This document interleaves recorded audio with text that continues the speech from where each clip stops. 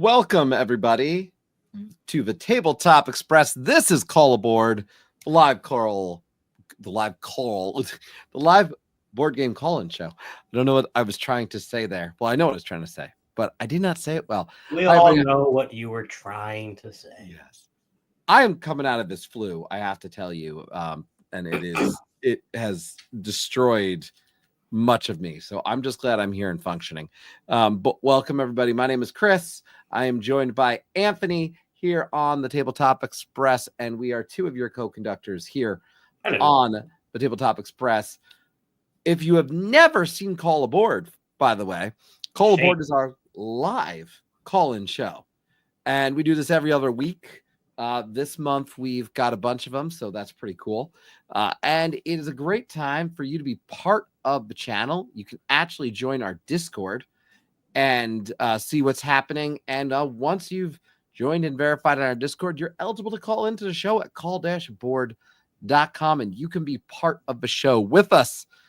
So that's what that's all about. Tonight, Anthony, we are talking the top 10 best at two-player games for 2025. And I just want to reiterate big why behind this topic. We do top two-player every year, but we switch it up. So last year we did top two-player only. Now we open it up with our list this year to the ones that play best at two in our minds. So it just opens up the world a little bit. You might see some repeats, no question. However, it does not, to a question that Marcella asks, for me, exclude a two-player only game. Okay. Well, I'm going to speak on that because I purposely did not include any two-player only games on my list. I did not follow that rule. So we're going to have two very it's not different a rule. It's just that it's my approach. Yeah. Because in my head, best two-player games, I'd almost rather do that strictly maybe like every other year to see more change. And to your point, I don't know. I felt like I wanted to shed a little bit of light on some other games that maybe I don't talk about as much. And so I chose ones that I think play really well at two, but they're not exclusively for two players. So that's what I did personally. One of the reasons I didn't do that was because there was some new games I've played in the past year or so that I don't want to wait another year to talk about. So that's part of a reason why I didn't do that. But to that point, we're not technically excluding it. So if you call in and it's a two-player only, certainly that's totally fine. Totally. And when it comes down to it, I do have a few two-player only on my list, but there's also ones that play with more than two. They might play team modes, so they play in a variety of different ways. Okay. So when I talk about my list, that's a little bit about how I did it. But again, best at two is kind of a terminology you see on Board Game Geek when you can look up and see if a game is best at two. And certainly a lot of these two-player only games are going to be best at two. There's so many good two-player games. This list is hard for me every year just because I've played so many really good two-player games. But when it comes down to it, let's get right into it and let's bring up the big board that we're going to be using tonight. So as you can see, this is our top 10 list. And yes, thank you, Rachel. I am getting over it. Yeah, you can hear it. I am getting over it, but I wasn't missing another one. And I was bummed. I want to point this out. We had a two-player game of floristry that we were supposed to be playing, and I just couldn't. Thank God, we didn't see each other right in that moment because I found out the next day. But that said, we're still going to try to get that to the table. I still have the permission to run that to the table, even though you're not going to see a ton of them in the United States around it for a while. So I have the blessing of the designer to do it. We're going to get that game to the table. I promise everybody. And that is a two-player game, ironically. So go figure. Now, I agree with what Marcel said. There's so many great two players that I've got a chance to play with him just this year alone. And I want to point out one thing before I go into my first one, which is I didn't include anything I didn't get to play like physically. So anything on my list I have played physically. I'm including, I did exclude games that I know I'm going to really like when I play them physically, but I haven't done so. So there's some board game arena games that people are going to say, how is this not on the list? Mm-hmm. That's the how. So just want to stress that. Do you have an honorable mention then that would fit that category? That you want to briefly talk about? If I had an honorable mention that was one of those, it's probably it's probably Zenith, because this game technically plays 4, and it can play 2, and online it's gonna play 2, and it only plays 2. So I've only played it at 2. I wager it would have fit this list really well because we're talking best at 2, right? Even though it does more than that, I still think it probably would have fit that list. That one, and then so that one's probably one that's going to jump out. I'm going to steal what Marcel said just because I think that one is a good choice. But again, I've played that game like 20 times at this point, so I've played it a lot online at this point. What are you getting at, Brian? Please post Barrow's rules and regulations for review by all parties. Okay. Good to see you, Brian. What about you? Anything that, like, if you want to drop an honorable mention that would come to mind? So what I'll say, yes. So what I'll say is I'll name a game that will count as an honorable mention for me, again, particularly because I avoided 2-player only games for this list. However, when I do make the 2-player only list again, King of Tokyo Duel has a very good chance of being on that list. I've been playing that both physically and on BGA a good amount, and it's a good time. I'm really enjoying the tug of war, back and forth struggle for supremacy in that 2-player version of King of Tokyo. Yep, I agree, and it's just a solid game. It really is. That's one people obviously have been playing on BGA and in person at this point. So, but my first game that I want to bring up, I found it very interesting. And excuse me, I do think, I forget if you could play this with more. I think it might be able to play with up to 4. Don't quote me on this. But my number 10 is one that Ryan introduced me to, and I was really taken by it. It was a highly strategic game. It was a back and forth, and it was a game that just grabbed my attention, and that is Bullet Heart.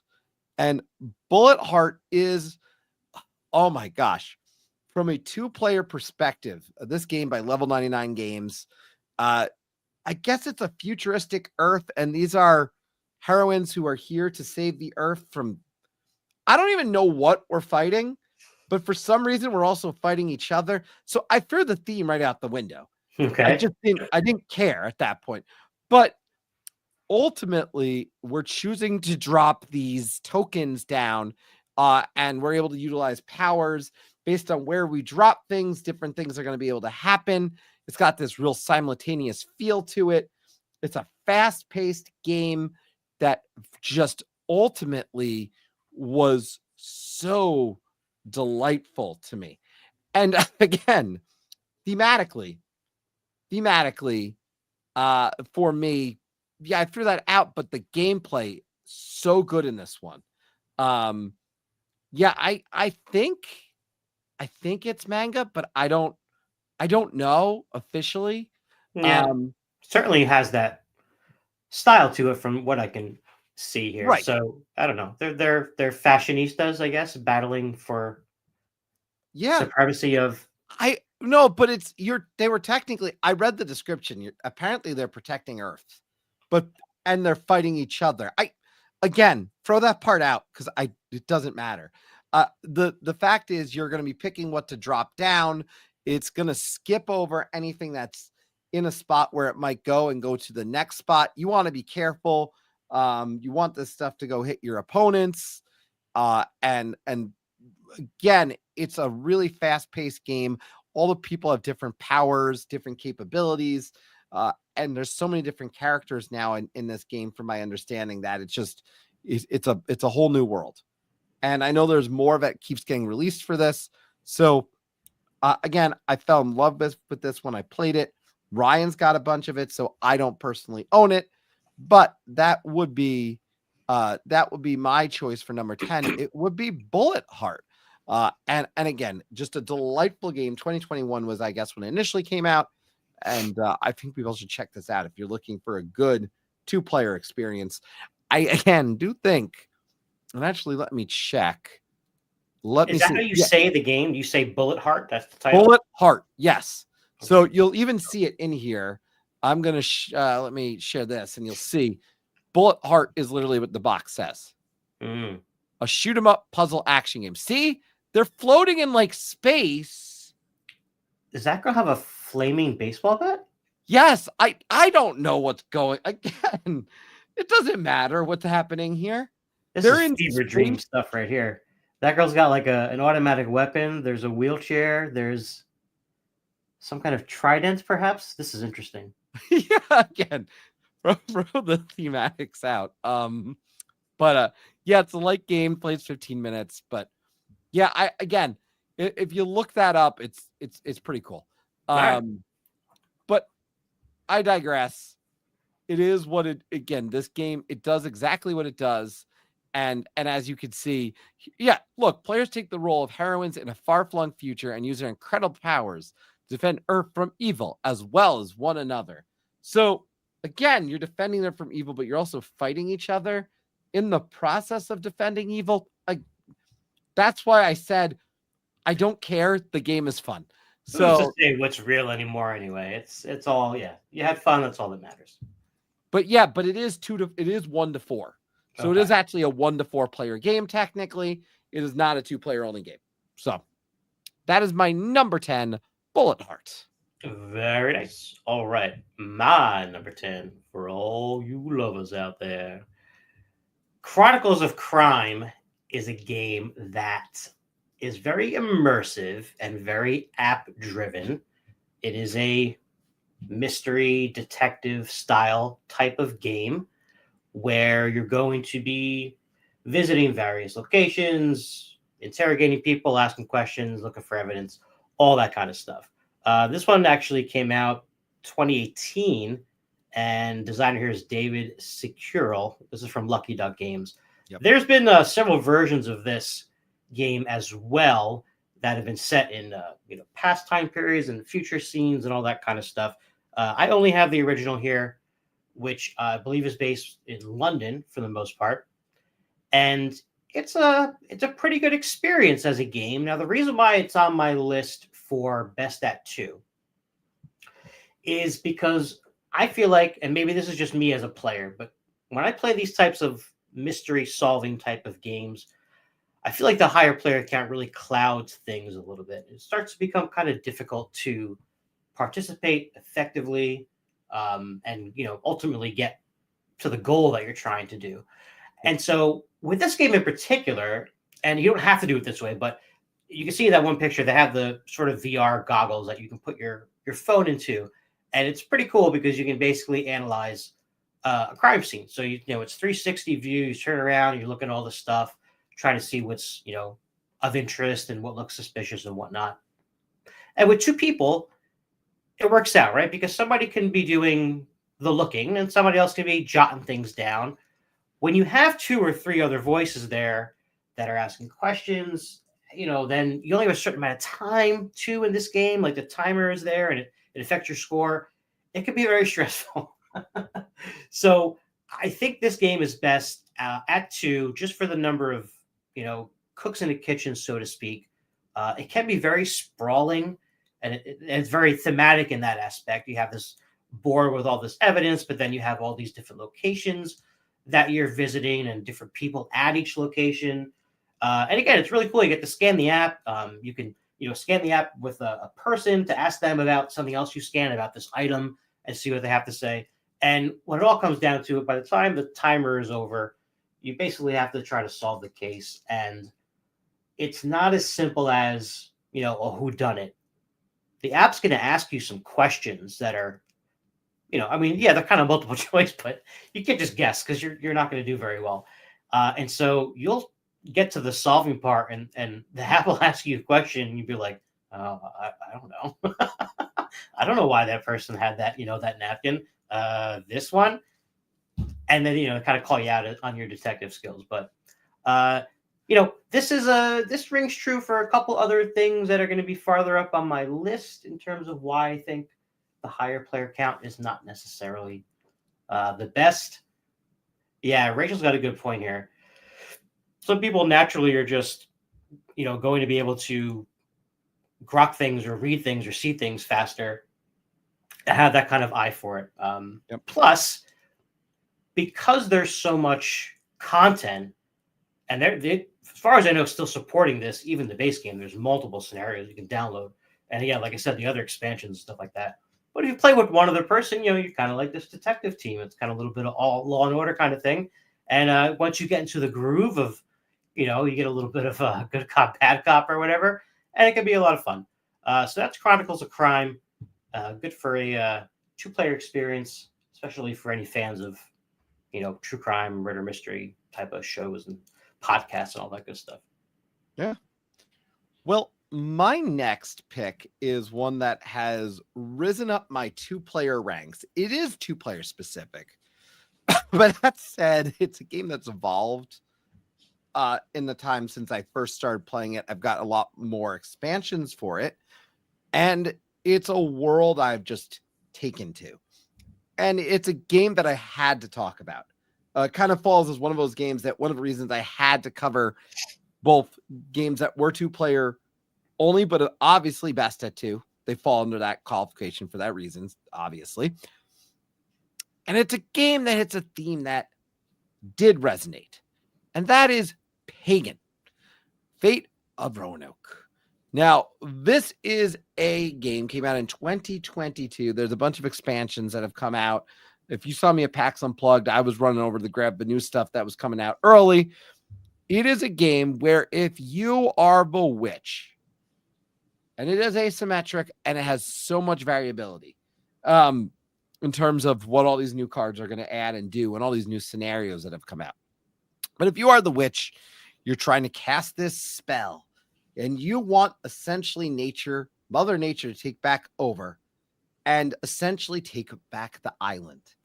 If you are the witch hunter, you will be fighting to try and get let's see if this no, these don't go the way I want them to. So you'll be trying to fight and find those witches. So you're going to be going through these discovery stages of, okay, let me check. Now I'm going to get enough tokens down in an area. And once I've got enough tokens down, I can search the pile. And I now know, okay, this person's not a witch. Eventually I'm going to be able to accuse someone, but you can only fail so often accusing people of being a witch, because if you do it too much, you're going to lose the game. Now, one thing you're going to note in this particular area here, and it's harder to tell because when it gets bigger, I think we're missing it a little bit. But this area to the left here also has some spells that get put down that make it harder if you are the witch hunter. Make it a little bit easier for the witch. These player boards themselves, really nice boards. I have the playmat for it, but the boards that come with it are great. I tried to include all the retail stuff here with these visuals. And then you get an idea of that main playboard, which is going to be 9 different witches in front of you. And they all of you are not necessarily witches. There's 9 people. One of them is a witch. And you've got to figure out who that person is. But when you play to these areas, you're going to have these workers who are in front of you, and you get a sense of that in this section over here. You have these 3 workers. They're going to be able to take actions in these locations. Now, the witch also has a familiar, which makes sense. Mm-hmm. And the familiar action is pretty powerful, and it adds extra capabilities. And that's why on the familiar cards on your witches board, which you can kind of see here, you can kind of see this red section. That is another ability you're able to take because you played your familiar piece, but you only have one familiar piece. It is a great tug of war experience. And I'm going to echo what Marcel is saying here. The upgrade kits on this game are worth it. The base game is well done, but I like the extra. And I like the extra as well. I think they just add this extra tactile feel, and I personally recommend them. I think you can live without the playmat personally and be fine, but I like having the playmat, but the extra upgrades themselves, no question. But I really like this one. There's scenario-based pieces with this that change how different things are going to work. There's a lot of different stuff that they've added, and I'm just very excited by this game. It is a game that, yes, will require repeated plays. That is the one thing I will say, which is why it's best at 2, and it's best at 2 with those same people getting to play repeatedly. So this is a game, if you want to invest in it, I do recommend you find someone else to play it with you, because that is my largest problem with this game is I don't have another dedicated player to play it with me, which is why Marcel and I have joked about just we have to get together and play this a few times a year, one way or the other. And we could probably play it virtually, which is the other thing we've considered. So, yeah, that is going to be Pagan, Fate of Roanoke. That's Wormgold did this one, 2022. Yeah, delightful game. Highly recommend it that people check this out. It is a 2-player only game. In theory, you could, I'm sure, team up with this one and put 2 people on both sides if you really wanted, but it is designed as a 2-player experience. Mm-hmm. So that is my number 9, Pagan, Fate of Roanoke. Very good, very good. My number 9 is a game that technically plays from 1 to 4 players. I have played it, I think, only at 3, actually, maybe 2. But my belief is that it plays best at 2, and that's Regicide. Now, Regicide is, first of all, designed by Paul Abraham, Luke Badger, and Andy Richdale. Now, this game can technically be played with just a regular deck of cards. Yep. There is some, obviously, exclusive artwork to the actual game itself, if you do have that one. But again, you can play with just a regular deck of cards. This is basically, how would you describe it? It's not a trick taker. It's, I guess, like a card combat trying to, I don't know, climb the ladder, defeat all the enemies. Because basically all the face cards, all the jacks, queens, kings, are all the enemies that you're trying to defeat. And you'll play cards on your turn to attack the enemy with the number value of your card. But additionally, the suit has its own sort of power as well. So the hearts basically let you heal, right? Because if your hand is empty, I think that's how you die. So the hearts let you take more cards back from the discard pile to increase your health a little bit. Spades are going to help you basically shield yourself from the attack of the boss that you're trying to defeat, because they're always going to attack you back after the players are done. And then diamonds, I forget what the diamonds do, but the clubs, I believe, double the attack value of the value of the card. So the reason why I think it's best at 2 is because, again, similar to what I said before, you kind of want to be in the same wavelength and vibe with someone to really do well in this game. This game is very tricky to win, to get through all those bosses. I could imagine winning this game with 3 people. That seems like it would be, it's hard enough at 2, let alone more. Yeah.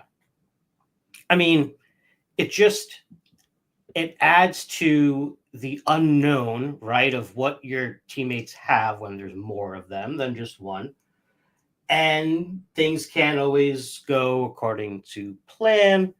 With that in mind, 4, I think, would be kind of a nightmare. If Espen were here, he would speak to the solo play, which he probably prefers best. But I do think it is a very satisfying 2-player experience if you can get through the whole thing. And again, because it's relatively simple overall, you could just pack a deck of cards with you and play this, multiple times, basically anywhere where cards fit. So I'm with you with this at 2. It's a tough game, but I like that experience where you have at least one other player. To me, that it really hums at 2. So yeah, it's got that back and forth. Diamonds, by the way, lets you draw an extra card until it's equal to the value of the boss or some sort of thing like that. Again, there's a lot of ins and outs, and it gets tough because when you're fighting the bosses, you can't do damage to them with the suit that they are. So you can't damage the Queen of Hearts with hearts. So that adds another level of complexity to it. But yeah, for basically just a reskin of a deck of cards is a pretty good experience. I'm a fan. I was just gonna say, like, you go on the BGG, you can download the rules for Regicide. Yeah, there you go. That's all you need. And you have this game right here. So just saying that you could, that's it. It does not take much to get the game of Regicide. And yeah, you'll be ready to rock. So let's get this shared. There we go. All right. So yeah. So we now we're through number 9 and number 10. For my number 8, I have a game that plays more than 2 technically, but I don't necessarily like playing it at more than 2. Mm-hmm. There are scenarios for it that play it more than 2. And they're fine. But I think it thrives at 2 players.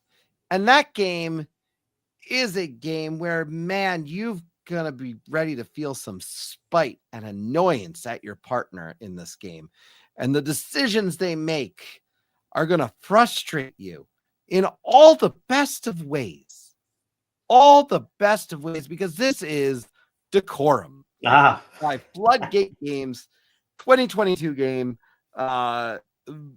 Look, let me talk about this. When I talk about Decorum, it is a game where we are making decisions about this house, where in a 2-player setting, we are generally speaking roommates. And you may not like the color of the room or the lamp that I pick. And you're going to have to tell me and say, I don't love that decision. Or you might like that decision. And you might be thinking, oh, I don't mind that decision. Except the next time I go to the room and I paint the room yellow. And you're like, damn it, why'd you paint the room yellow? I need all my rooms purple. Or not purple because there's purple's not color, but I need all the rooms blue. And you took my blue room and made it yellow. Or maybe we need to make the lamp in the room match the color of the. I don't know what you need. I know what I need. So as we play this game, we're going to eventually deliver additional information. And I'm going to get some more info out to you. Mind you, I want to point out to people too, all the copies I've played have been the deluxeified version. So I just tell people it's like $5 more or something. Get the deluxeified version of this game. You may as well. But look, this game stands out to me as just a great experience. And I will play this anytime just because I don't remember the stuff from the first scenario. It's been a while since I've done it. I'll go back and do it again. There's they I know did the app stuff for this as well. So there's more opportunities from there. But Decorum, my goodness, passive aggressive cohabitation is a perfect description. They put it on the box for a reason. And yes, why yellow? Go blue. Unless I need yellow, and that's the great point in this game is you have to start to deduce the math of what your opponent needs. You've had a good experience this. I know when we had a chance to play this as well. Yeah, I really enjoyed this. This felt different, like a different game. It was very, very unique. I liked it a lot. And I think you had a chance to try it at 3 as I've well. only played it at 3. You've only played at 3. That's Yeah. right. So you could see why I like this a little bit better at 3. Yeah. It's just a better experience for me too. It's a good experience at 3, and there are scenarios for 3. But even so, that Decorum moving out expansion that you see right here, that only came with 2-player scenarios. Oh, okay. So I'm pretty sure the game knows, Floodgate knows this 5-2 because they put out an expansion that covers 2-player. It was not hitting on 3-player anymore. So I'm just going to point that out. So I think Floodgate even knew just how good that 2-player mode was. So yeah, that's Decorum. Definitely a big fan of this one. I highly recommend you check out Decorum. That's my number 8 here on my list. And with that, I got to say we have a caller. So I'm going to go bring in Marcel and find out what is on Marcel's mind tonight. Welcome, sir. Hey, how we doing? What's up? Pretty good. Welcome back to the land of the living. Yeah, I just like to say the land of the functioning at this point. Are we ever truly there? Oh, I'm not sure. That's a great debate. What's on your mind, though? I mean, the topic, obviously, best at 2-player opens up that world of 2-player game, right? But what defines a good 2-player experience is really the question we're debating tonight. So what do you think meets that, and what games come to mind for you? Honestly, for me, it's who you're playing with, then replayability and just having fun. Whether it's that tug of war that we see in like Zenith and items like that, or you go a little bit strategic and try and trick your opponent, like another trick taker game that was out there. May or may not be on your list. I don't know. But for me, for best at 2 games that can be played with, I think up to 3, I got to go War Chest. You and I did that playthrough with the new expansion. And this game, to me, just for a game that can be played apparently at 4 players, didn't know that. But I've only played this at 2, and this game is just amazing at 2. It's funny that you mention War Chest. That's all I can say. Well, no, it's more than I can say. I'm going to go ahead. And actually, I got to go share this tab again. So hold on a sec. Yeah, it's on my list. It's number 2. And you're right. This game can be played team-based, which is the 4-player, which is why you have that expanded version of this board. But yeah, this as a 2-player game, expandable as hell. I mean, you look at every expansion that comes for this game. Every game is different. I think that's why I like it so much. You were there when we tried out the new stuff that came in, and we did the stream with it. You joined me for that stream that we ran.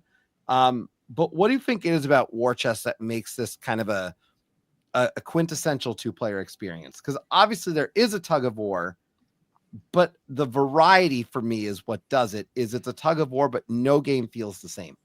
Yeah, the variety on this one. And again, I don't think we've ever actually done any, but they give you like preset ones that like insinuate like famous battles and stuff like that. With this one here too, I do like the little bit of the draft in the beginning too, where you're like, okay, I can take this one and kind of curb whatever he's trying to do over there. A little bit of, screw the opponent over kind of play there. And then there's just you don't know what they have in their hand. So I can make this play, but then he's going to kill that guy. Or do I hold off and wait to see if he comes at me and then I take him down? So to me, it's just a great game. It plays quick enough that you can do it. And then it's on BGA, which is fantastic there. I'm waiting for them to put that new expansion in. That'd be great. But for me, in person, just the pieces. The pieces are fantastic in this. Yeah. By the way, welcome, Dan. We see you. The pieces are they're poker chips. There are chunky poker chips. Like the quality of this game and the clickety clacketiness as you're pulling it from the bag. Oh my gosh, it's remarkable. There it is. I was waiting for that one. I knew it was coming. I'm just glad Dan's alive, and not like left somewhere in the streets of Philly after that celebration.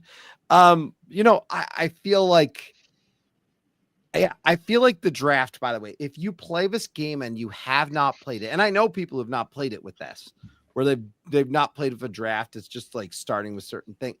Play with that draft and get that experience, because the draft is, to me, it makes the game shine. Yeah. I have not done the war scenarios, and that's maybe something you and I can explore in the future, just because I know they're in the game.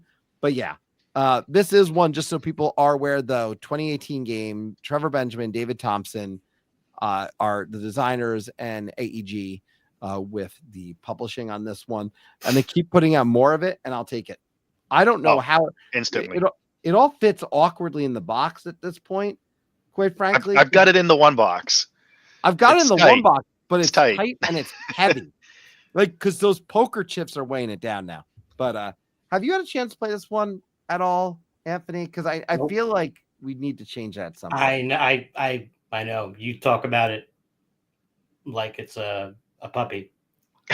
Yeah. Dan asking how the latest expansion is. I like the latest expansion. It adds some really interesting things. Yep. Poison. I like the backstabbing. Yeah, it adds these interesting mechanics that are very unlike anything that was in the game before.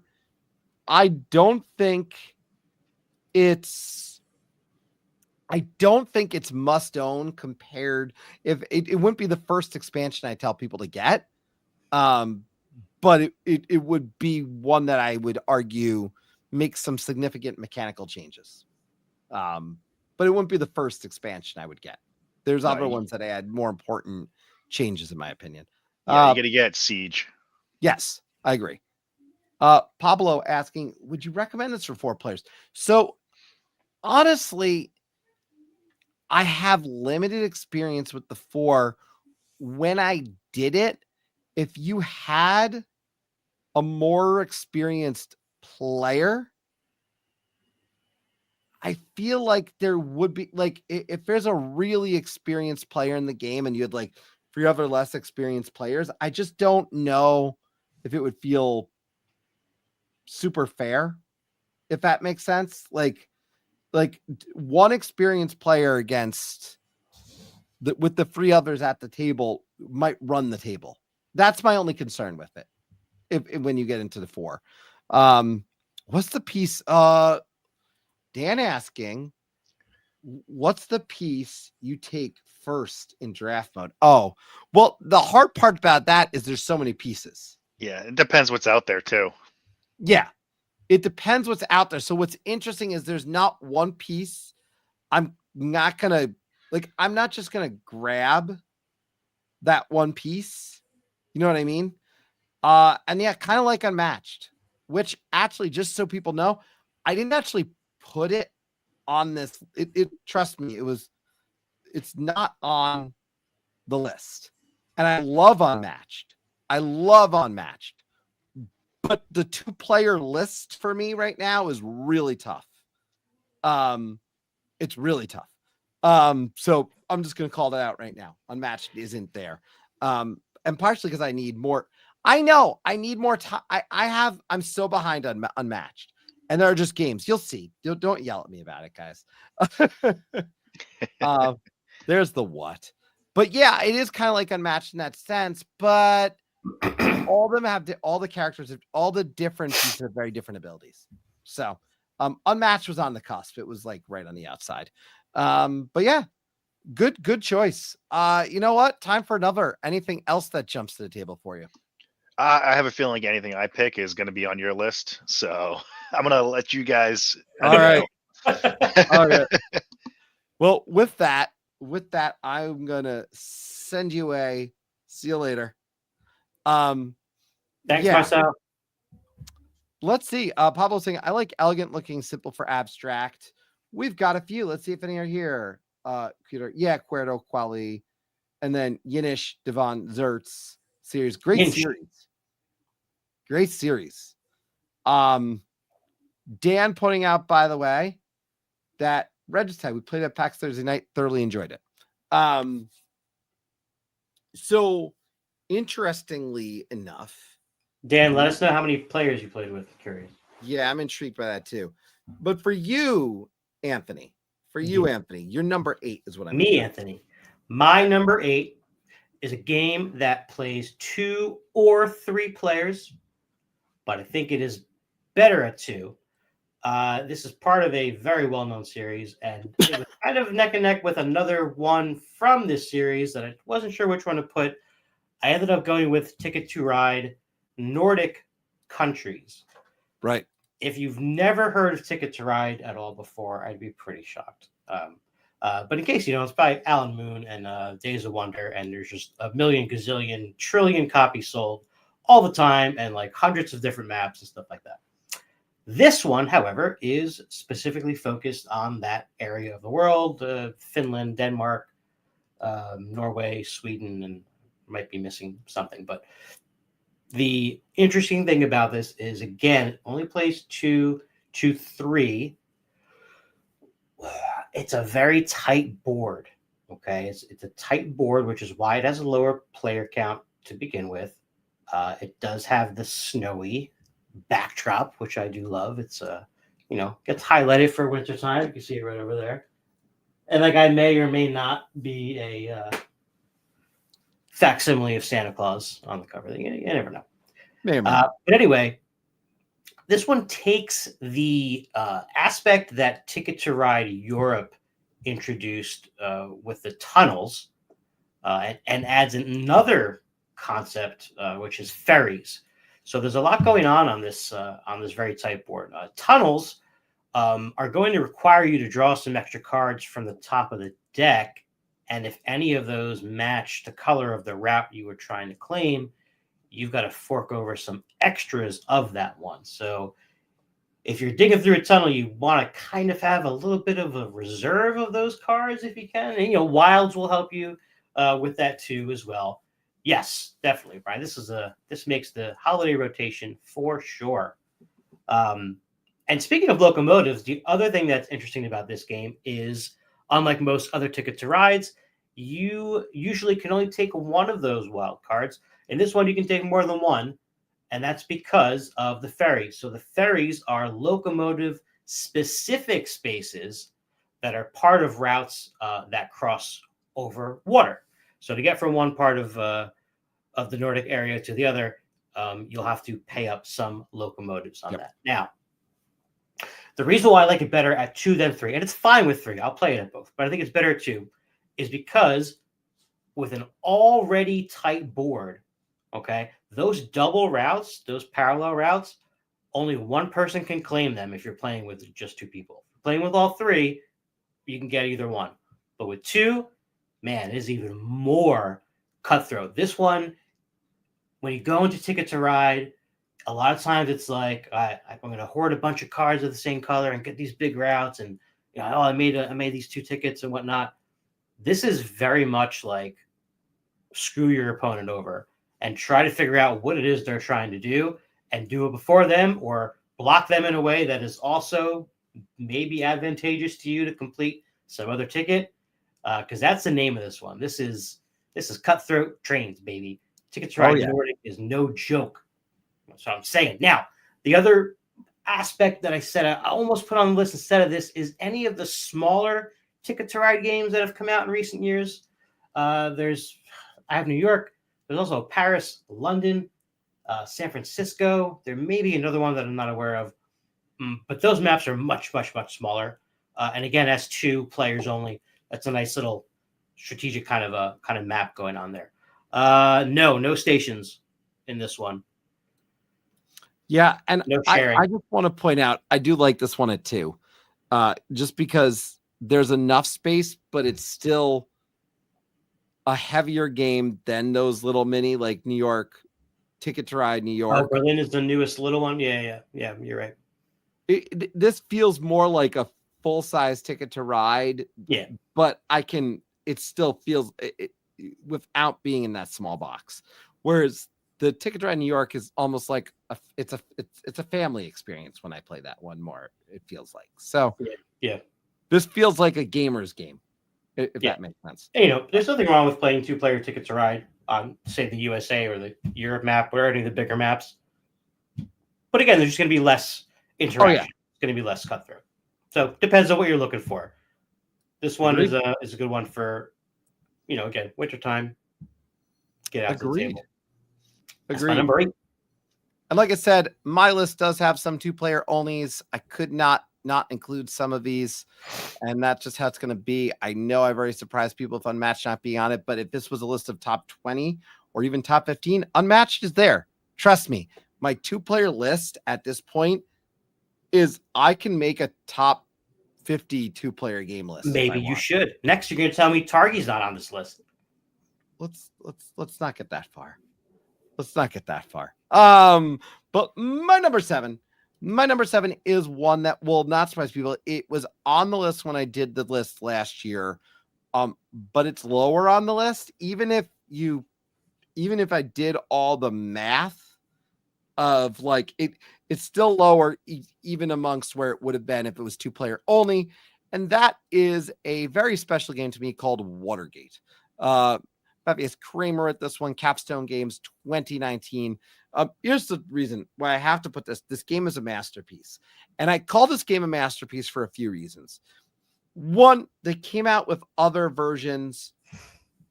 Not other versions. They came out with kind of a game that was supposed to maybe give me the vibe of this one again with the chess experience. It didn't do it. And I've tried it a few times. It just didn't do it. I still go back to this game. When I talk about connecting history with board games, this is the game that I tell people I want you to try. I have people who do not play board games. When I describe this game to them, they say, I would like to try that. So it's one that I have to talk about. If you're talking about a top 2-player list, whether it's best at 2 or only 2.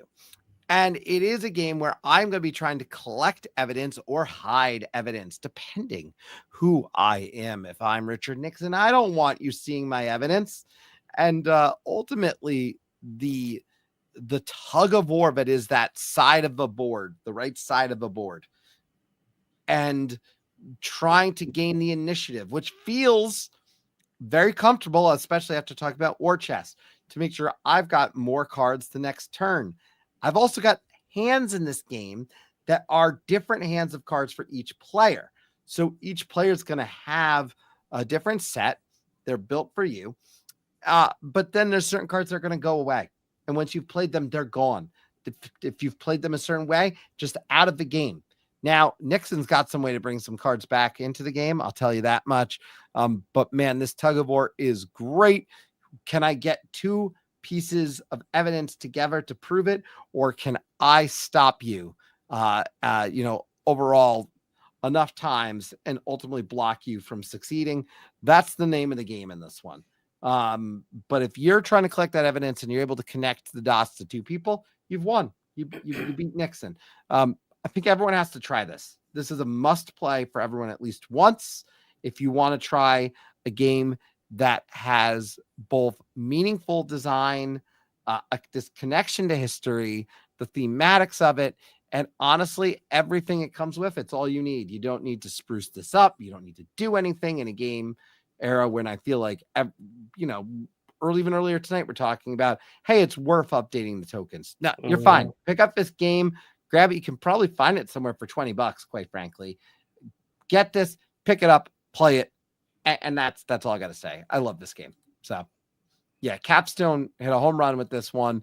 And I have not, again, it dropped for me in my overall 2-player rankings. But at the same time, it's still sitting here in the top 10. It's a masterpiece. Yeah. So this is very high on my shelf of shame. We can change that. Well, obviously, yes, I know that. A lot of things can change, Christopher, but there's just no time. There's no time. I know. Yeah, this is, it's one I think everyone should play for sure. So, but that's my number 7 on the list this year. Very good, very good. My number 7 is another modern classic at this point, I think, in time, along with the Ticket to Rides. One that is about 25 years old, I think, at this point, and is really responsible for one of the biggest, I don't know, symbols of board gaming out there, the humble little meeple that everyone's all up in arms about. That's Carcassonne is my number 7.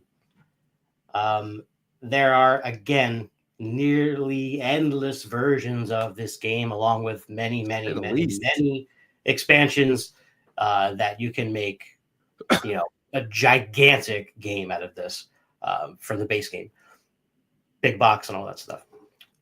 Why is it on my list at 2? It's because it's the player count that I have almost exclusively played this game at. I played it at all player counts, but it's gotten played the most at 2. And that's really because I've played it the most with my wife.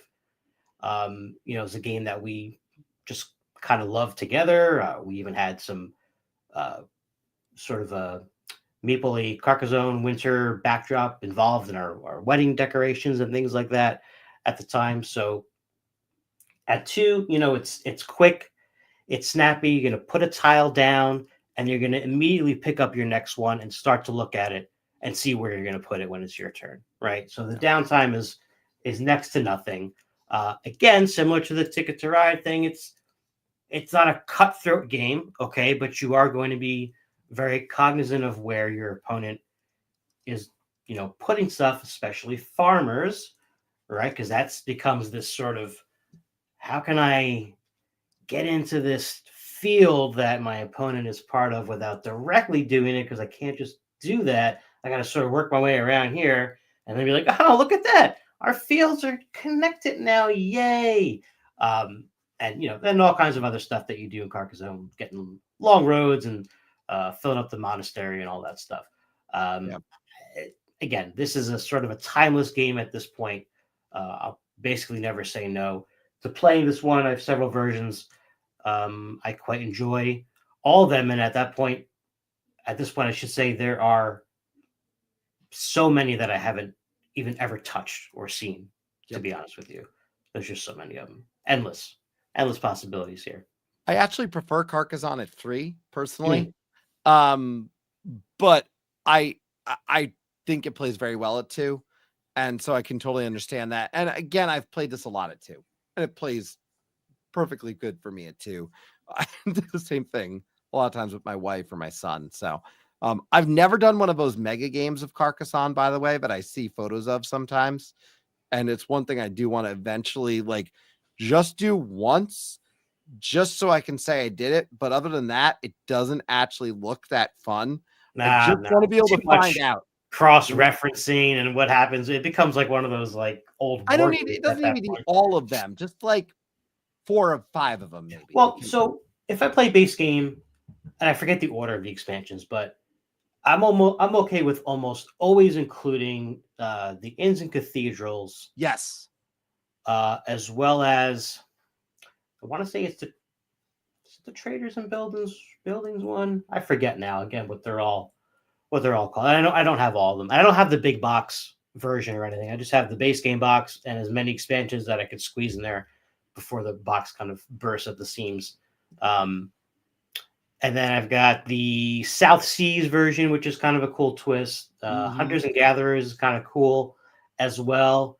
And the winter one, of course. How could I forget? Yeah. I was trying to look it up. Here it is. I'll share this. I want to share this just because I haven't talked about this in ages. I actually really love this one. Under the Big Top. And the reason I like the Under the Big Top one is, here's an image. There's a thing, I think they're the acrobats, where you put them like this.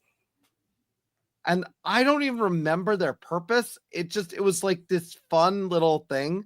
And I've really enjoyed it a lot. The Under the Big Top one, I actually really like.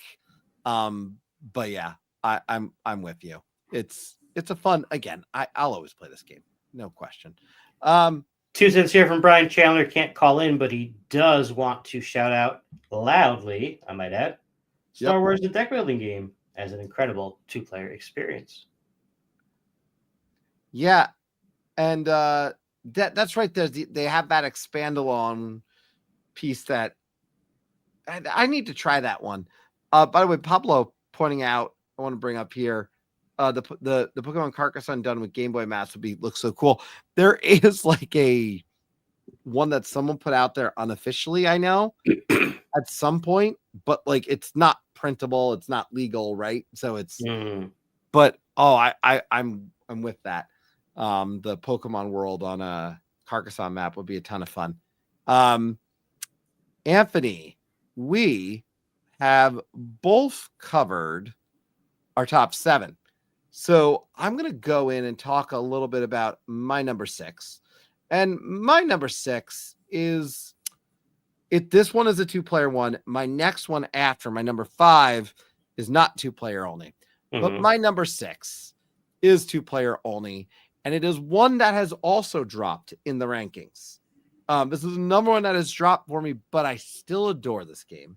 When I've talked about That Time You Killed Me by Peter C. Hayward, published by Pandasaurus Games, the thing I keep saying is I want more. Now, I have played this team style, for the record. I've played this where there's 2 people on each side. So I've done all that. Whether official or not, I've done it. That said, 2-player game, great experience. Every game is different. There's all these different things in the box. The base thing that you're going to first start out with is learning the basic game. And then after that, you're going to learn about the first phase, which is where you can put these seeds down that turn into bushes and then turn into trees. And in the future, you can push the trees on top of people. And really, you're just trying to make it so you eliminate one of 2 time travelers, one of which actually invented time travel and the other who did not invent time travel. And it's got a ridiculous backstory to it that's a ton of fun if you actually do want to read it, but you don't have to. You could just open these boxes. And here's the thing. I need to do a deep dive into this game at some point and put a spoiler warning, because the thing I can never talk about in this, and I know Marcel and some others in the chat know this, when you get through these boxes and open up the ways that the game expands, that's why this game shines. I understand if you look at this, you might say, well, it's 3 levels of chess. It's this. And well, yes, we talked to Peter C. Hayward about this. I interviewed him. There's inspiration from that, but there's so much in this game. So I encourage people to check this out if you have a chance. There's so much more that it adds. I just try not to give it all away because I like people to unlock this themselves. You could, again, play this team style if you want in an unofficial capacity. That's one reason why I have it on this list anyways, because even you could argue plays perfectly fine if you want to do these types of games in that way. But ultimately, 2-player game, love it. Yeah, and sorry, you already clicked it there. Yeah, and Marcel points out, great game. Also, rulebook does well explaining the game and walking you through. And game 1 falls flat, but the extras make it thrive. If you only play that first game, you're going to say, what's the big freaking deal? It's like a tutorial, though, basically. It is. Yeah. It is. You got to open the boxes, and you got to do, even if you do 1 game with the first box, 1 game with the second box, 1 game with the third box, and then go to town to try to get the accomplishments done. I still think, I remember to this day when I was active on Twitter, one of my shining moments was when I learned I was the first one to publicly acknowledge that they had completed all of the accomplishments. And I was so excited by this stupid statement I made. But it's true. I saved the tweet somewhere. But yeah, that's that time you killed me. That's my number 6. Excellent. Yes, I did enjoy killing you that one time we played. Yes, you did. You did. My number 6 is. I'm pretty sure you pushed a tree on me. I did. Yeah. So yeah, the whole seed thing really worked out. It was kind of cool. My number 6 is a game that I have been singing the praises of for a very long time on this channel, and that is Fleet the Dice Game. This is from Eagle Griffin, a pair of designers that we quite enjoy. their Yeah. stuff from Ben Pinchback and Matt Riddle. And this one's all about commercial fishing, basically. It's a roll and write with some pretty hefty, pads there, a lot of spots to fill out. But essentially, you'll be rolling these dice down this cool lighthouse dice tower. Nice touch. And it's a dice drafting thing. You're going to take turns taking a die, crossing off whatever that thing is. There are different types of fish that have their own tracks going up and down. There's also the kind of wharf side where you can build some buildings. There's different ways to get sort of extra abilities by unlocking different types of licenses, and all the while trying to make as much money as you can. At the end of the game, you're going to get points for all the fish and all the boats and all the buildings and all that stuff. I love this game at 2 for a lot of the same reasons that I was talking about with Carcassonne. I've played it mostly with my wife, but I do think it is very good at any player count. But at 2, again, it's just really snappy. You're going to be drafting those dice. So the active player is going to get first pick. Your opponent gets the next one. And that last one is just going to be shared between the two of you. Yep. And so that strategy comes in with, all right, what do I want to kind of get or not have them get, because I see what they're doing over there. And, the decisions are just kind of endless. I like your point, though, about it does add to the interactivity with these ones. This and Three Sisters, I kind of feel the same. I like them at 2 or 3 for that reason. I mean, if you're playing this with 4 people, you're not going to be spending time looking at all these people's pads and what they're writing on, right? But if it's just you and one other person, it's kind of like, all right, see what's going on there, see what's going on here. And because of the nature of the game and how combo-rific it can be, which is one of the the greatest parts of it, the more it depends on how you play, right? So I am and I know you're the same way. I talk my turns out loud, right? When I'm doing that, because I don't want to forget stuff. You'll get some income and it'll unlock a star, which lets you cross off anything. Oh, I got a star. I got to remember that I got that star because I'm going to do this track too. Oh, and that leads to this. And every time I go fishing, I get one of these. And if you have multiple people kind of doing that out loud, that's kind of messy. I'm not saying everybody does that, but with just 2 players, it's like, do your thing. All right, you done? Not yet? Okay. Done? Cool. All right, roll dice. Let's go. Yeah, the hang up is not there. You're right. The hang up is not there in a 2-player game. Yeah. I still think this one thematically is more interesting than Three Sisters. But Three Sisters is to me a better game. But thematically, if you had to say which one you want to play, I would jump to this one. There's also a very good app implementation of Fleet the Dice game out there. It is, however, only solo mode playable. As of now, which I thought maybe would have been changed with an update soon, but all good. Fleet the Dice game, fantastic. I love that one. Actually, you're more than halfway because your war chest was revealed. Yes, it was. Well, my number 5 will not surprise anyone. My number 5 is a highly thematic world. It is a game you can play with 4 players. You could. I never would. I really don't even like playing with 3 players. And I love playing it with 1 player. But when I play this game with 1 player, I still play with 2 hands because I still think it's best at 2. And that is... I think I know what this is. None of them Marvel Champions.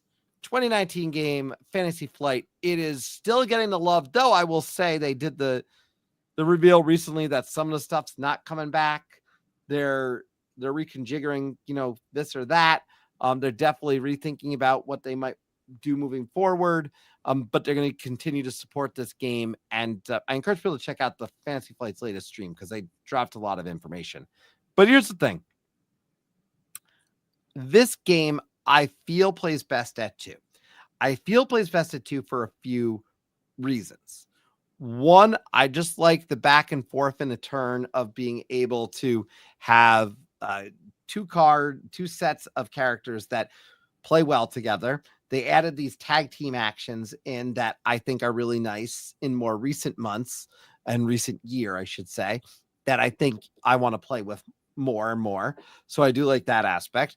And ultimately, I just, even when I solo this game, I'm playing with two hands. So it just feels best with two characters. I also have played this a lot with my family. My son, any variation of Spider-Man that exists, he will play. And probably 40% of my plays are with Cap, and then everything, I mix it up otherwise. But I have fun with this one. And it's a world that continues to grow and build. They did announce recently too that they're going to be doing more like one-off boxes and not as many like try to make it trilogies, which means, man, the door for some pretty out there characters is there. If you look at this game and the experience you can have with two people, it moves smoother. If you start to get into 3 players, you start to get into way too much downturn. Yeah. For me, because then it becomes, okay, what are you doing? All right, I'm going to play this. I'm going to do this. I'm going to do that. And I don't like that. I get bored after a while in any waiting, right? And 2 players, it moves smooth enough. It doesn't feel long. We take the, even, and someone can help with the villain actions if they're on the other side, but there's always someone able to do something, right? But you're also, as a player in a 2-player, able to think about your next turn and what you're going to do based on what your partner's doing. Did your partner play on the hero side? Is your partner switching over to his alias character, whatever it might be? And that kind of helps that, oh man, I got to really plan to kind of work on the bad guy in this moment now, because he's taking care of this situation and we need to beat this piece and that piece. So again, to me, thrives at 2. And that's a game I'm always going to aim to play at 2. I will play it 3-player with my wife, because if I can convince my wife to pull out her Black Widow deck and we're going to do 3 players, yeah, we're going to do it. But I guarantee you, it's just going to be a much longer game and it can feel a little lengthy at that point. So I stick with Marvel Champions at 2, but that is my number 5, Marvel Champions, the card game. And for those who've asked before, this did replace Legacy for me. They're very different games. I'm not comparing them, but Marvel Champions feels thematic. Marvel Legendary did not feel thematic. It just felt like making game decisions, and you could have put anything on it, which is true because you could put DC and Buffy and whatever else on it. Well, and it's the same game. So Marvel Champions for me all the way. All right. My number 5 is a game that, were it not for this game, the game you just talked about probably wouldn't exist, because this is arguably the mother of them. Oh, then I know what it is. Of deck building, as it were, and that would be Dominion. Yeah. Another title from, back in the day at this point, so to speak, that has many, many, many versions that are still coming out today, despite them saying several times that X was going to be the last one. And it just is not. This one's from Donald X. Vaccarino, and Rio Grande Games, or mine is from. I don't know who is putting it out these days, but this is another example of why the 2-player count, again, with 2 people who know how to play Dominion, is ideal for me because of how fast and snappy the turns are. It's the same argument that I made for Carcassonne, where as soon as you do your thing in Carcassonne, you pick up a new tile because you're ready for the next turn, and you look at it and you already know what you're going to do. Dominion works the same way. You got your hand of 5 cards, play them out. No, your turn's over, draw your hand up. You already know what we're going to do. I mean, to the point where you go, put them down and be like, all right, done? Here you go, I'm doing this. Especially in the beginning of the game when you have like a very small deck, you kind of just have money and you're buying a couple things here and there. But man, like Fleet the Dice game, you can get some pretty fun combinations in this game if you have the right, deck. Then the stuff comes out at the right time. Draw an extra card, buy this, buy that. It's really just spending your money to buy these other cards to add to your deck that do different stuff. Eventually, you're just trying to buy cards that are worth points. Points are great, but they don't do anything in your hand besides take up space. So it becomes a sort of, how much do you want to really get in your deck? Because the more that's in there, the less you're going to see stuff. Yep. And again, something else you're going to want to keep an eye on, what your opponent is kind of doing. This is a game that there are many, many, strategists about and tournaments and, things that just go beyond my comprehension. I just really like it. And again, I really do like it at 2 because of how fast it really goes. Yeah. It's a classic. You can't beat this. I think from the OG experience. Dan does ask if you have a favorite expansion. I don't know what ones you've played. I guess, let's see. Prosperity, probably. I think that's the one that adds a higher currency that's even higher than gold. I don't know if it says platinum or something like that. Because again, that helps you with that, that kind of big bucks strategy that just lets you buy more stuff. The Dominion app is great. It really, really is. I just played it today. Again, same. I'm standing in line for something today, and I played a game of Dominion. And that's how fast it is. And it's even faster on the app because there's no shuffling. Your cards are just there to the point where even I'm like, all right, hurry up, AI. I know what I want to do. Just, finish up your combinations. Here's my cards. Go, go, go, go, go. Yeah, that's a good point. It's a good way to try those expansions, for a fraction of the cost. Yeah. There's a lot of expansions on the app. You can play against the AI. You can play against people online. And there's like a daily challenge sort of thing that is a random set of all, kinds of expansions that maybe you didn't know about before.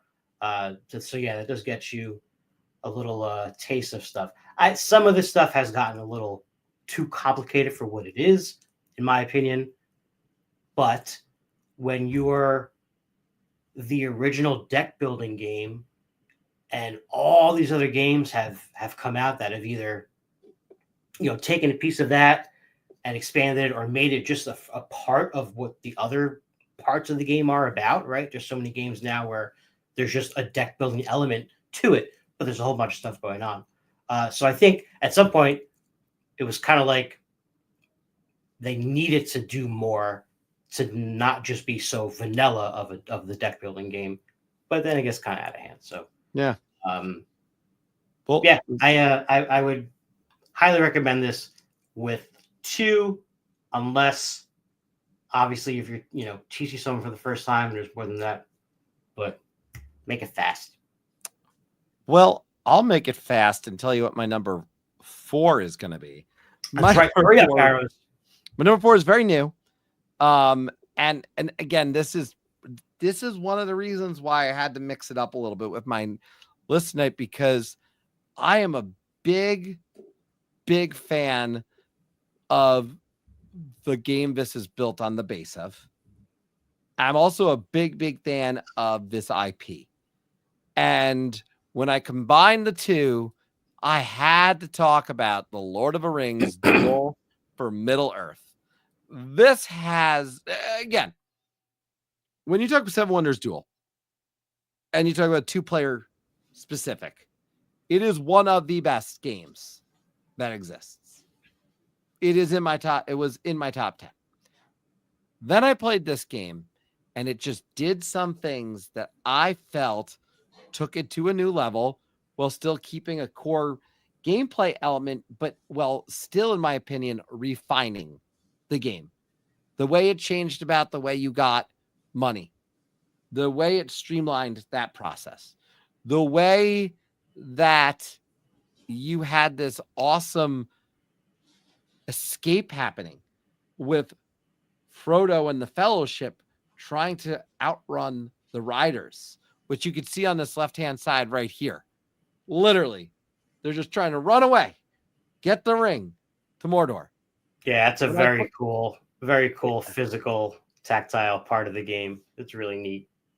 There's also area control in this game, and you can win by area control because it is a war that is happening.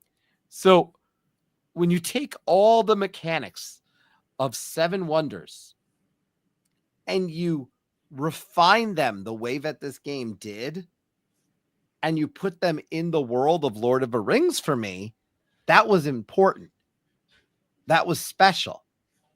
But I would argue, and this is based on people I've talked to, take Lord of the Rings out of it. Put the area control, put the chase element that's happening, take the refinements. This improves upon Lord of the Rings Seven Wonders Duel in incredible ways without adding, say, an expansion. It's standalone as itself. It takes all these, it has refined it in a way that I think is incredibly special. And for me, it met the hype. A lot of times these games don't meet the hype. This one met the hype. I think you could take the Lord of the Rings out and it's still going to meet the hype. I think everyone needs to try this one. And this flew up my list. This is one of my top 2-player games, period. No question. And that's why it's here on my list today.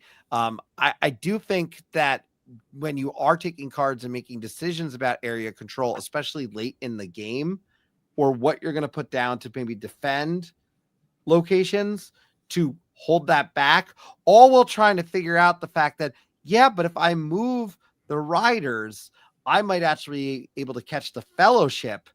But at the same time, I've got to defend this aspect. At the end of the game, in every version that I've played, every game I should say that I've played of this has been tight. It's come down to the final decisions, the final cards. And yeah, for me, it's a very special experience. I think, again, let's take the Lord of the Rings out of it, and I still think it's solid. But if you're a Lord of the Rings fan, this is I agree with you to an extent. I don't know the area control thing, maybe, but the whole chasing part, I don't know that you can easily just retheme that as something that feels very much part of that game. That definitely feels very thematic. I do agree. I've never played War of the Ring. I have a long time ago. I think we were talking because Espen has it on the shelf of shame. It could end up on the table because I haven't. My copy got sold a while ago, and I felt bad about it after. So I told him, "Hey, I'll give it a home if it doesn't make your top 200 at some point." So, because I missed that game, that is a great experience. It's a beast, to say the least. But I do think the area control though adds a particularly nice element. You're right. Maybe the chase. I'm sure you could do something, but it wouldn't feel as thematic to the game. You're right. But yeah, that is gonna be the Lord of the Rings Duel for Middle Earth. That's my number 4. My number 4 is from one of my favorite designers, really, Bruno Cathala. And this is from Blue Orange Games. This is Queen Domino. Which is now part of a line of games. There's King Domino, there's Queen Domino, there's King Domino Origins, there's King Domino Roll and Write dual thing, there's the Age of Giants expansion, and then that might be it. But overall, this is a tile laying game where you're trying your best to match up the same terrain types in your sort of tableau. You don't have to match everything perfectly in this game, but at least one part of a domino does need to match another part that you connected to somewhere. Yeah. The whole premise of the game is to get points by having these crown symbols in each area because they act as the multiplier for getting the points. So if you have a forest that's, 5 tiles large, but you have 3 crowns in there, that forest is worth 15 points. If you have a forest that's 6 tiles large, but there's no crowns in there, It's not worth any points. So you got that going on. The reason why I like this one at 2 is for a couple of reasons. One is you get to build a bigger grid overall. In a 3 or 4 player game, you are building up to a 5x5 display. With 2 players, you're going 7x7. So that's one thing that I enjoy. The second thing is with 3 or 4 players, you're only going to be getting 1 domino per turn, whereas with 2 players, you're going to be getting 2. So if you take a look at that picture that's all the way on the right, basically you're going to have 4 dominoes out up for grabs. And as you claim one, you're going to get it, but also determines your order you're going to pick the next one in. And so with 2 players, you've got 2 of those king pawns. You're going to be doing those 2 times. Again, this promotes you more looking at what your opponent is drafting and building in their tableau for that reason. Both games are good. I like Queen Domino better. There's just more stuff going on. It adds these new terrain type, which is that red area that essentially is where you can place buildings. So what's not pictured here is a row of buildings that basically makes the market. And you can buy these buildings if you have a red spot to place them on already, but they're going to cost money. So you also have these knights that basically go around and collect taxes from the people that live in your kingdom. And that's how you get money to buy stuff. But if there's a building out there that you don't want your opponent to get because you know it's going to be like mega points for them, because a lot of those buildings are going to be extra multipliers, like 2 for your biggest 2 points each for tiles in your biggest area or this or that or whatever. There's a dragon that for the right price you can bribe, and that dragon will burn down one of those buildings in the market, thus rendering it useless and nobody can get it. So that's another little, take daddy kind of thing that I do enjoy with the 2-player stuff. Yeah. That's Queen Domino. It's a lovely looking game. It's very user friendly. Again, if you're introducing new folks, King Domino is very much an acceptable game, and I actually own both for that reason. But if you're looking for a little bit extra, Queen Domino, nice touch. And again, nothing wrong with playing at 3 or 4. I just like it at 2. You get more options, and you're going to have a bigger area, so you get to do more stuff, essentially. Yeah, I agree. And sorry, the mouse is giving difficulty here. Oh, that won't happen. There we go. So there we go. Number 4. I like King Domino a bit, but the King Domino Origins actually I've really enjoyed. I feel like they did some pretty cool stuff with that. So one thing that I recommend people check out as well is that King Domino Origins. So we have 3 left for you, 2 left for me. I'll hit my number 3, then we'll hit your next 2. Okay. Unless, so my number 3 is going to be one, and it's a series of games. And they can play, in some cases, up to 4. They can play solo. But this has become my quintessential 2-player experience in terms of a game. And this is a reason why Unmatched is not on the list, if I'm going to be perfectly honest. And I think when people see it, they're going to say, oh, that makes sense. Because I'm talking about Undaunted. Undaunted series. And this is the only photo we have. Ryan, I got to get you more photos because there's so much more. It's the only photo of this game. You guys love this game. I know. We love it so much we never take photos when we're playing it. So here's the thing. The Undaunted series has Battle of Britain, Stalingrad, most recently Callisto 2200, or Undaunted in Space, if you want to call it that. But here's the thing. Undaunted as a system is so well designed. But I've tried it solo. I've tried it with more of there's a team version or other things that exist. The 2-player experience of this game is the way it's meant to be played, as far as I'm concerned. If you go as far as looking at Undaunted on BGG, like very few people would recommend it at anything other than 2. Now, Stalingrad is a 2-player experience very specifically. But if you look at even Battle of Britain or any of these other ones, man, just play them at 2 and experience the battle that's going to take place. Now, the system of Undaunted, which you cannot see from these images, so I'm actually going to go ahead and see if I can go Board Game Geek this a little bit for y'all, because let's share this tab instead. So let's go Board Game Geek, and we're going to go Battle of Britain. Undaunted Battle of Britain 2023. So if we go into the images for Battle of Britain, just as an example, you're going to have these cards, and they all have different actions that you can take. Bolstering, getting more cards. You have those that can take advantage of cards that are already out on the table. You've got movement, which is really interesting, in particular in Battle of Britain, because you actually at certain points are going to have to do maneuvers where you're rotating.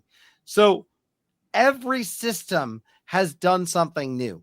Recently, we played Callisto. And in Callisto, I will tell you, one of the things that was interesting was height. Because in Callisto, we are dealing with so many different things. But these boards, let's just see if I can find a good one.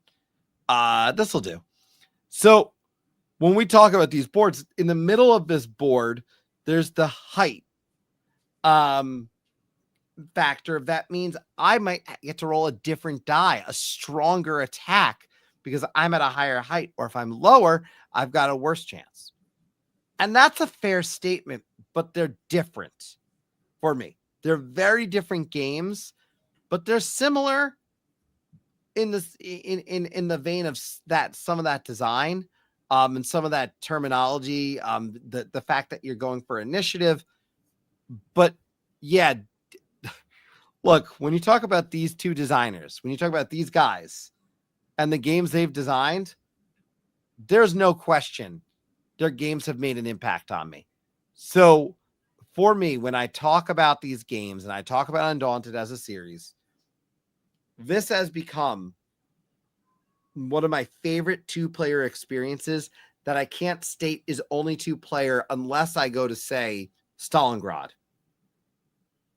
And I recommend everyone tries this. Once you get into the system, you're going to feel comfortable with every next game. But I do feel like every next game, they keep finding ways to improve. Now, I still will say I would love a Stalingrad level with the Battle of Britain system, just because the planes and the figuring out that you need to rotate and then go. And I mean, it just opens so many doors to me. But yeah, that is the Undaunted series for my number 3. And again, Trevor Benjamin, David Thompson. If you're looking at my list, that is, yes, they're there twice. If we go down a 2-player list for me and we go to a top 20, I'm pretty sure they're in there at least 3 times. And if we did Undaunted from an individual game perspective, it would take up way too much of the list. So I put them as a group. So I just, as opposed to putting every single Undaunted. So there we go. But that was my number 3, Undaunted as a series.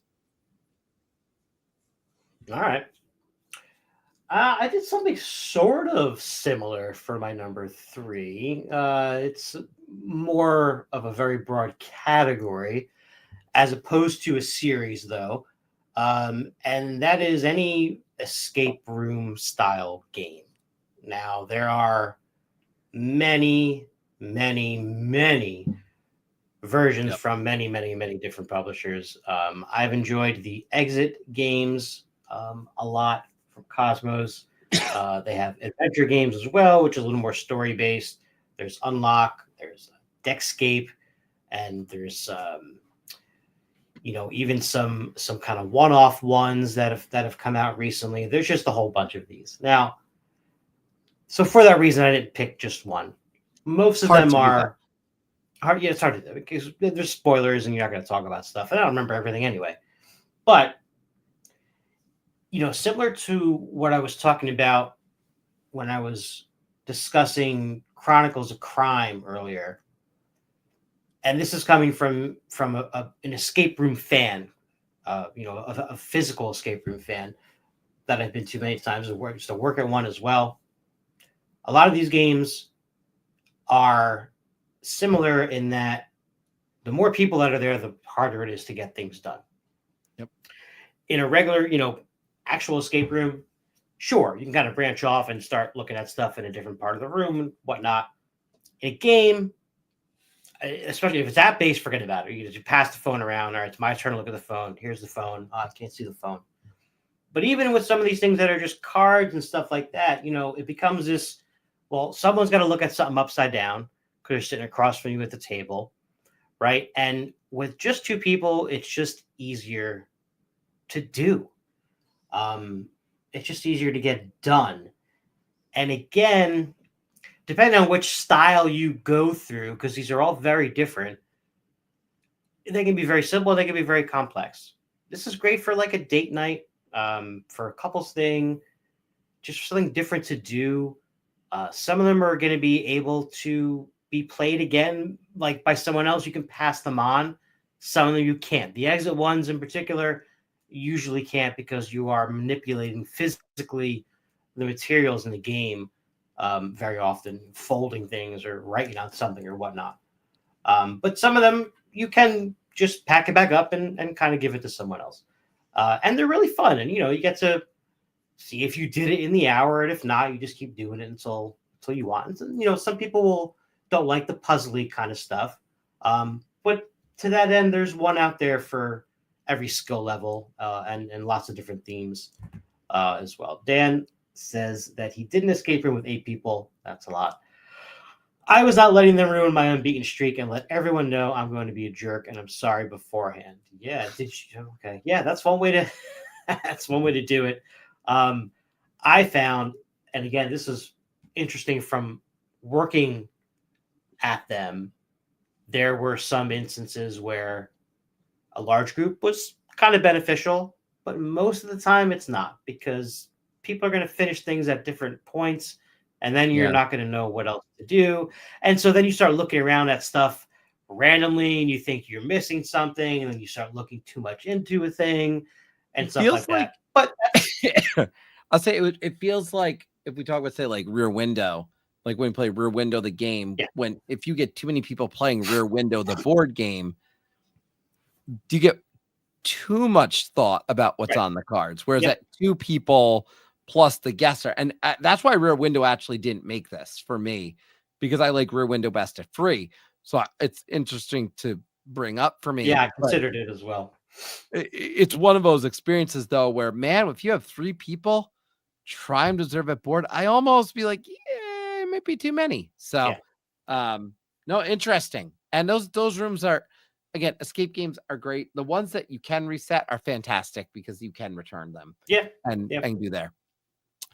But we can't escape you just yet, because I already did my number 2. So you got to do your number 2 for me. Oh, I'll do number 2 for you. Bubop Ching. By the way, Marcel saying Rear Window was a surprise hit with my family. I think Rear Window surprised a lot of people with just how good it was. People need to play Rear Window. If you get a chance to get Rear Window and it's one of those like $5-10 sales, and it just happens that, like, it's a game to jump on. And that's how a lot of people got it, I feel like, because I remember we had some bunch of sales, and every time that game was on sale, we were sharing it. I know. Yeah, Racial RPG might be the way to go. Escape Max 4. Yeah. Also, Marcel pointing out Rear Window. Oh, clicking too much. Pablo 42. We did escape room with 4 people each. Stop clicking. Yeah. Guys versus girls. Drunk guy won, stone guy 2 sober. We won. And it was because the drunk stone guys were seeing things from different perspectives. Oh my God. That's awesome. Wow. All I'll say is that the longer I worked there, the longer my opening spiel had to get, because we just had to keep adding things to tell people to not do while they were in the room. Specifically, and this happened more than once, even after I started telling people not to do it, we had two different games that both involved a live phone line that was part of the game. But man, about 3 or 4 times people called 911 on that thing. Oh no. And you know how 911 works. Police have to come to the location where the call came from. And yeah, it just people just they don't listen. Or they think it's, like I didn't wink. It's not like I was like, so don't call 911. Ha ha ha ha. It's like legit, do not do that. Oh my goodness. So silly. Anyway, my number 2 is a game that I know you are a big fan of. And it's one that also is part of a series at this point, which we've said for a lot of these picks already tonight. But I prefer the OG still, and that's Azul. Okay, the tile laying clickety clackety starburst looking thing. This one came out in 2017. This is from Michael Kiesling. Doesn't it feel like it came out so much longer ago? Like 2017 is that's not even a decade ago, but it's really not that old of a game. Yeah. It's crazy when you think about that. Yeah, it is. It does. It feels like a game that's been around for millennium. It's just an abstract tile thing where you're trying to make rows, columns, hopefully try to get 5 of a certain color. But the strategy comes in how you're drafting the tiles, and you have to sort of add them to this, delivery system on the left side of your board that has to get filled up before you can actually put that square into your display. So the strategy comes in with, are you going to, start to hate draft a little bit? Because again, this is a theme, and then this is maybe why it's on my list, but I prefer that too for that reason, because you only have to look at one other person's stuff to see what it is that they're kind of trying to do. Yep. With more people, more chances for your plans to be horribly, dashed away by someone else taking what you want. At least if it's only 2, it's instantly personal, and I know exactly who to target on my next turn. But yeah, I mean, Azul is a game that I've played many, many times, more times than I can count at this point. And it's always so satisfying. Love the look of it when it's done.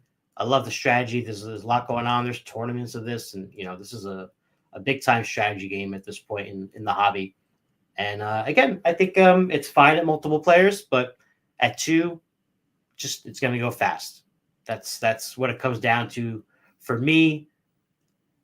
And you and I have talked about this in the past, and I talked about it with a couple of friends this past weekend I was gaming with. You want to get the most out of the time, right? And so while it's awesome to learn and teach new games, they're very time consuming. Yeah. But if you know the game fast, and if it's only 2 people, obviously it's even faster. But a game like this, it's so quick. Get it done with 2. And I know there's a 2-player only version of this game coming out. There's Azul Duel at some point. I don't know. I'm skeptical just the way it was with Splendor Duel. That ended up blowing my mind. So who knows? Maybe Azul Duel will be. That's what intrigues me about it. I like Azul best at 3. I love it at 2, but a little bit more at 3. Just because I do like that one turn in between that's like, don't take it, don't take it, don't take it. I enjoy that part. That said, Azul plays fantastic at 2. There's not a question. And it's such a classic at this point. But that's why I was laughing about it being a 2017 game. Like we're talking about a game that's been out less than a decade, but I see it everywhere. And I tell people, and they say, is that the game? And they'll say what you just said. Is that the game where like the piece kind of looks like a starburst? And I'm like, yes, that's exactly what we're talking about. What won't be surprised is my number 1. My number 1 you'll see somewhere in my top 20. This is not as I'll just say it. It'll be somewhere in my top 20. It's my number 1 on this list. I'm not going to hide that. What I want to share, however, is something that I don't think people realize exists.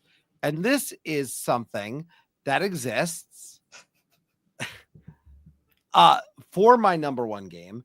And my number one game, yes, is, I'll just reveal it. It's Targi. But before I click into Targi, I want you all to know that I play Targi another way. And I play it this way. That's Targi Solo, where you can, designed by the designer of Targi. Andreas designed this. I think it was on BGG at some point in 2021. You play against an imaginary player named Andy. Can you beat him and become ruler of the desert? So I do play this. It involves a supplementary sheet, a D12, and some markers. It was another way to play. I could get into it. I'm not particularly good at it. I don't play it all the time, but I have played it solo. So he did come out with the solo mode. So I wanted to share this because I think a lot of people don't realize this exists. There also is a solo version, and I don't know if it's reiterating what he did here, that exists in, Germany, that I still can't get a hold of. But all of this said, Targi is my number one game. This is the 2-player game for me. Yeah, I shared the solo variant. If you look it up on BGG, it's there. Andy actually posted it. I had found this ages ago, and I've barely talked about it. But Targi is a game where the border cards in the game are the same every single game. Every single game. And then in the middle, you're going to mix up these cards. You're going to change every game. And I'm creating a tableau of cards that's going to score me the most points. I'm maximizing my points. That's the idea of the game. It looks dry. You look at it, you say, okay, I'm picking up these pieces. Yeah. And again, where you're collecting salt. I know what it looks like. But then you play this game with someone and you realize how cutthroat it is, not in a mean way. It's just cutthroat because I'm blocking you from completely going to a spot unless you take the spot just adjacent to the bottom right corner, because that spot's going to allow me to pick anything that hasn't been selected that my piece is within the same row of. And then, so again, all these abilities come into play, and then empowering yourself to get the highest score. And when you get close to like the perfect score, which I've never achieved a perfect score, full disclosure, it's one of my, for the 200 plus times I've played it, you'd think I would have. I have never done it. But the game is brilliant. And so there is a solo variant. There's actually a version out there, again, that I have not played that introduces the solo variant in some sort of official capacity. That BGG link that I told you about is designed by Andy himself, who is the designer.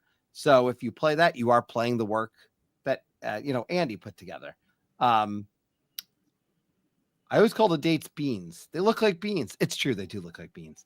But I just think everyone should play this game. I love this game. It's not surprising anyone.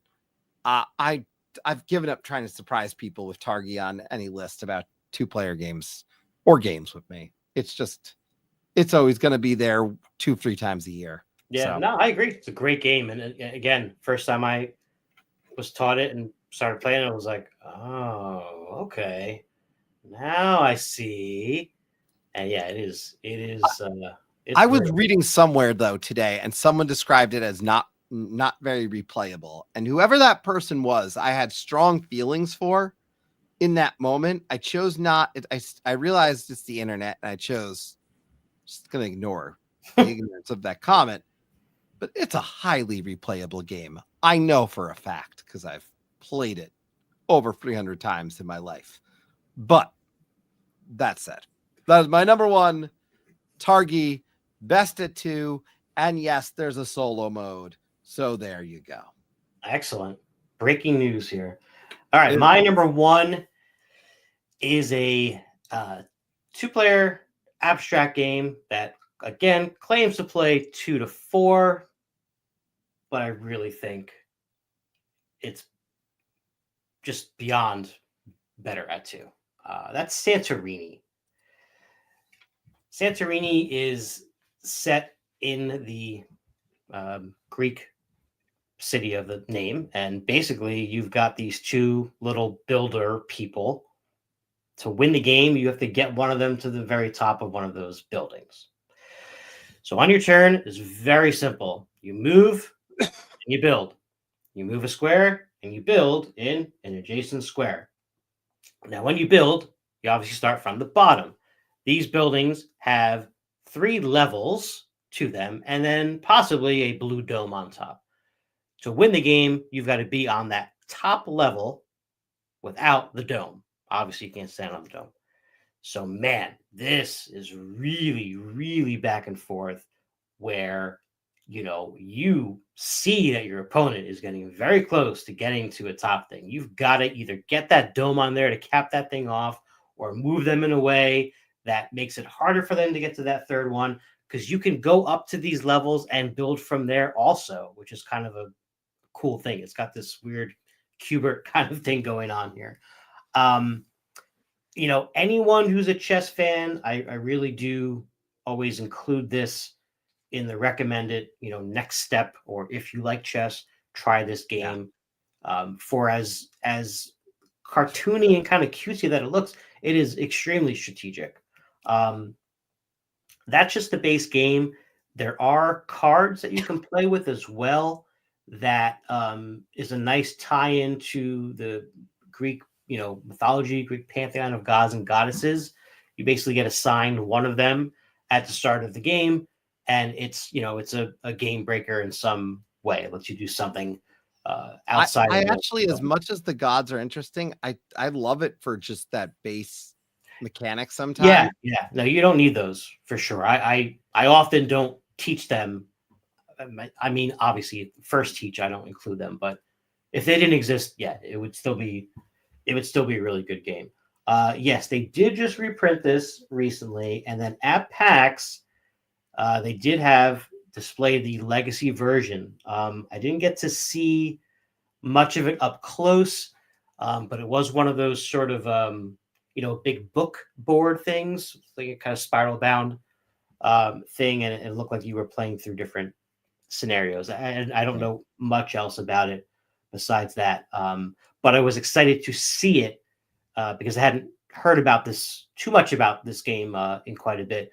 Original one came out in 2016, so again, just a little bit right before Azul there. Santorini, this is a nice toy factor looking, deceptively strategic game. I also, for what it's worth, I don't like this at 3 players because there's always a kingmaker in this. Yeah. If you play a 3-player game, someone's going to ultimately have to make a decision. I find that is, who am I going to let win?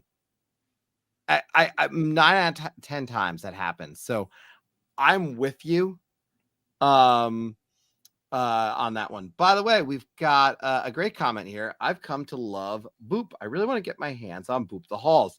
Yeah, and Boop the Halls was interesting. I mean, it was one that they definitely completely changed it, where it's like you could own the Halloween version of Boop, right? And you owned the regular version of Boop. Mm-hmm. Boop the Halls was just a brand new game in a sense of the word.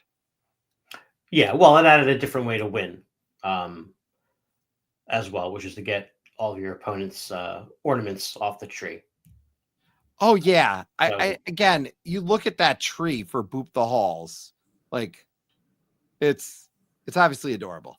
But the bumping the pieces down, it's interesting. I could definitely sit here and rank them. Boop the Halls, the hardest part for me was, depending where I was, it was definitely a game where I was standing up to see what's over there. Where is this? Yeah. But I like that they continue to evolve it. And then Marcel kind of hits home on that one. Boop continues to make nice changes to a game. They keep it fresh. I think Boop the Halls is my favorite. So Marcel calling it his favorite. I still think I like the Halloween one because it's like that minor change that I just really like with those ghosts. But I'm glad people are enjoying Boop the Halls in terms of these 2-player experiences. Yeah. I wonder what's next for the Boop universe.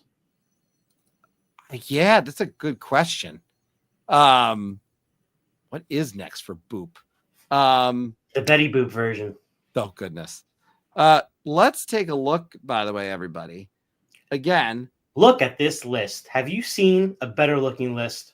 Come on. Well, I had, again, a mix of stuff that was some 2-player only, not so much. Yeah, no donuts this year. Let's see what other people are talking about away. Dan, Boop in space. I would not be flying would be suing them. Let's see. I play Boop and similar on Lazy Susan. Being able to rotate and get new perspective on games can be cool. Yeah, Boop on the Lazy Susan would help.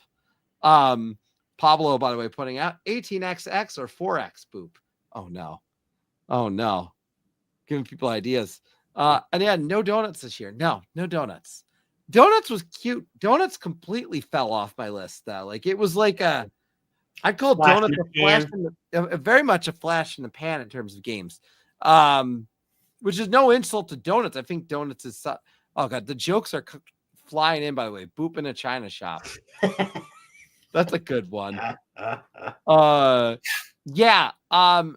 So Dan, by the way, putting out Dracula vs. Van Helsing. Look, this was me thinking of games that had more than 2 as well as 2 only. But it was very, for me, if we're making a top 10, pure top 10 2-player only game list, this is on the list.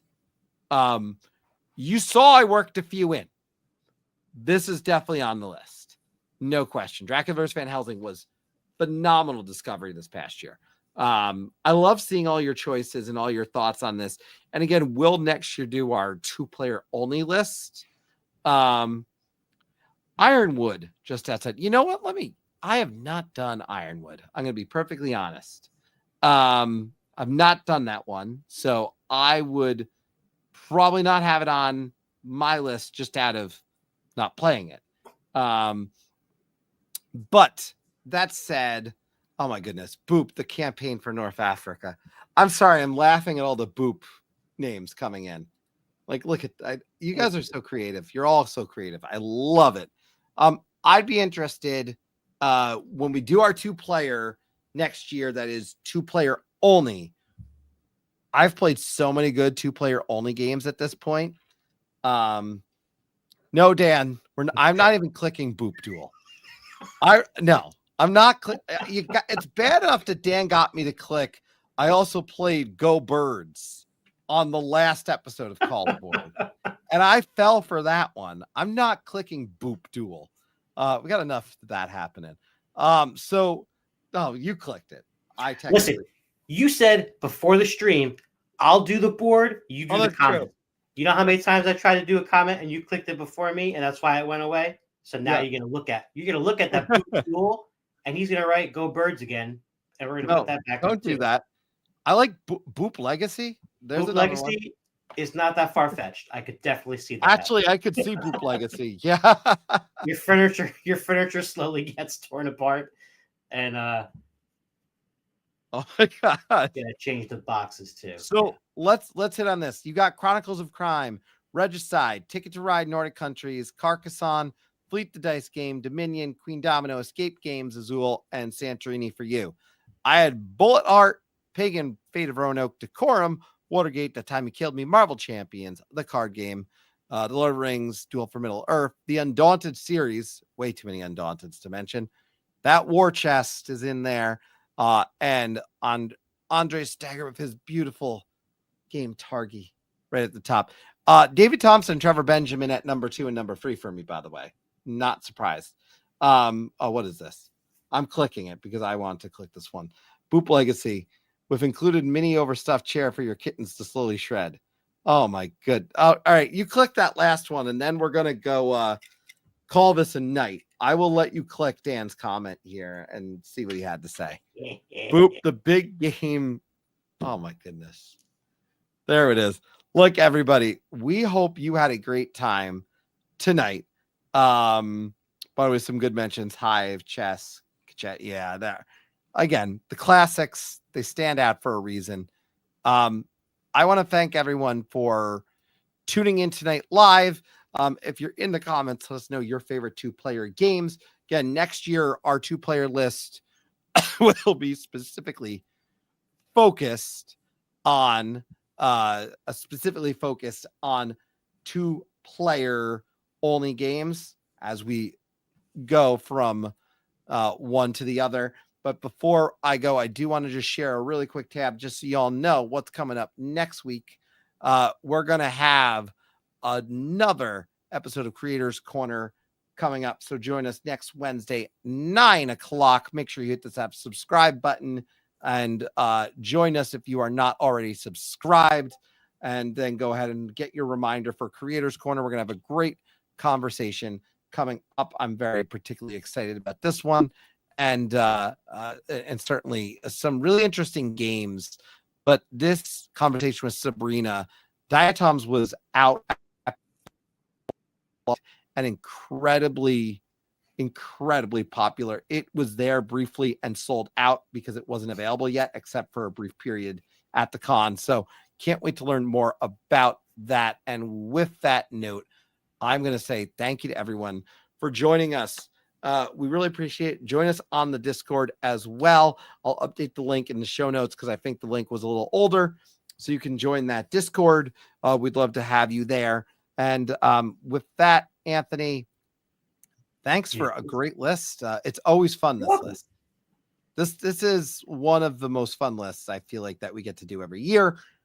But guys, stay tuned, y'all, because March is around the corner, which means we're getting closer to our top 20 games of all time series. So that's the other thing that I cannot wait for. So stay tuned for that. But with that, I will say good night, everybody. And thanks for coming aboard the Tabletop Express.